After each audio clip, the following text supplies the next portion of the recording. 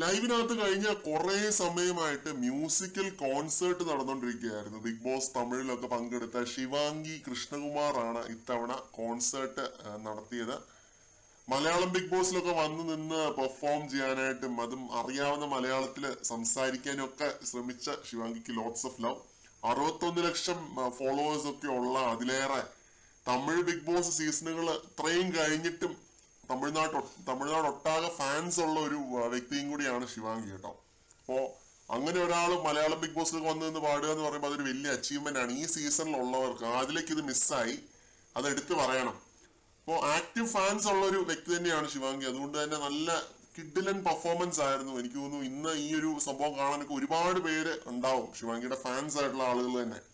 അപ്പോ ഇത് ലൈവില് നടന്നുകൊണ്ടിരിക്കുകയായിരുന്നു കഴിഞ്ഞ 1 മണിക്കൂറായിട്ട്. എന്ത് മനോഹരമായിട്ടാണ് ജീവാംശമായി എന്ന സോങ് ഒക്കെ പാടിയത്. പിന്നെ മിന്നൽ വള, ലാലേട്ടന്റെ കൊണ്ടാട്ടം, പിന്നെ കുറെ സോങ്സ് പാടുന്നുണ്ട്. ആ ഒരു പാട്ടൊന്നല്ല, കുറെ ഹിന്ദി, തമിഴ്, മലയാളം എല്ലാം പാടുന്നുണ്ട്. പിന്നെ അക്ബർ ഇതിനിടയ്ക്ക് കൂടുന്നുണ്ട് കേട്ടോ, നെവിൻ കൂടുന്നുണ്ട്. അക്ബർ ഇതിനു മുമ്പ് ശിവാംഗിയോടൊപ്പം പെർഫോം ചെയ്തിട്ടുണ്ടെന്നാണ് പറയുന്നത്. പക്ഷെ നെവിന്റെ ഒരു ധൈര്യം നമ്മൾ അവിടെയും സമ്മതിച്ചു കൊടുക്കണം. തമിഴ് ബിഗ് ബോസിലൊക്കെ എന്നെ വിളിക്കണം എന്നൊക്കെ പറയുന്നുണ്ട് ശിവാംഗിയുടെ അടുത്ത്. അങ്ങനെ എല്ലാവരും നല്ല എനർജിയോടെ തന്നെ പാട്ട് പാടി സീസൺ 7 കലാശക്കൊട്ടിനെ തിരികൊളുത്തി. ഇത് രേണു സുധിയെ എടുത്തു പറയണം കേട്ടോ. വസീകരയൊക്കെ രേണുവിന് നല്ല ഒന്നാന്തരമായിട്ട് തന്നെ അറിയാമായിരുന്നു. വരികളൊക്കെ നല്ല മനോഹരമായിട്ട് രേണു പാടി, സരിക പാടി. അപ്പോൾ ഇനി ഒരൊറ്റ രാവിനപ്പുറം ഗ്രാൻഡ് ഫിനാലെയാണ്. സീസൺ 7 പണിയുടെ ഗ്രാൻഡ് ഫിനാലെയാണ്. അപ്പൊ ഇന്ന് 12 മണിയോടെ ലൈവ് സ്ട്രീമിംഗ് അവസാനിക്കുമെന്നാണ് നമ്മൾ അറിയുന്നത്. അപ്പൊ അതിന്റെ ഭാഗമായിട്ടാണ് ഇത് കണ്ടത്. സാധാരണ ലൈവ് അവസാനിക്കുന്നതിന് ആ ഒരു രാത്രിയാണ് ഇങ്ങനെ മ്യൂസിക്കൽ കോൺസേർട്ട് നടത്താറുള്ളത്. ശിവാംഗി കൃഷ്ണകുമാർ വന്നു നിന്നിട്ടാണ് ലൈവ് കോൺസേർട്ട് നടത്തിയത്. ഇത് ഗംഭീരമായിരുന്നു, ഇത് കണ്ടിരിക്കാൻ കേട്ടോ.